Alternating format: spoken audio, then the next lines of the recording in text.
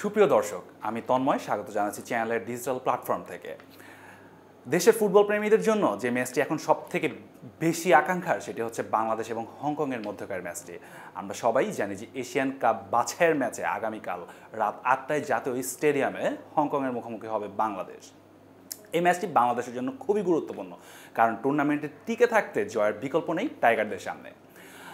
যদি আমরা শক্তিমত্তার কথা বলি তাহলে আমরা জানি যে হচ্ছে হংকং বাংলাদেশ থেকে বেশ খানিকটা এগিয়ে রয়েছে র্যাঙ্কিংয়ে। ফিফা র্যাঙ্কিংয়ে যেখানে হংকংয়ের অবস্থান ১৪৬, সেখানে বাংলাদেশের অবস্থান ১৮৪।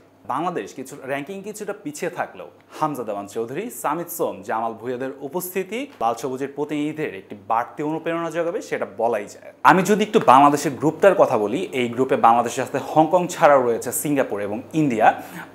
হংকং বর্তমানে ২ ম্যাচে ১ জয় এবং ১ ড্র নিয়ে টেবিলের ২ নম্বরে অবস্থান করছে। ঠিক সমান ম্যাচেই কোনো জয় না পেয়ে বাংলাদেশের অবস্থান ৩ নম্বরে। তো আজকের ম্যাচটি বাংলাদেশের জন্য অবশ্যই খুবই গুরুত্বপূর্ণ, কারণ আজকের ম্যাচটি যদি জিতে তাহলে বাংলাদেশের পয়েন্ট সমান ৪ হবে এবং গোল ব্যবধানের উপর ভিত্তি করে বাংলাদেশ টেবিলের ২ নম্বরে চলে আসতে পারে। তাই পরবর্তী রাউন্ডে যাওয়ার জন্য জয়ের বিকল্প নেই লাল সবুজের প্রতিনিধিদের সামনে।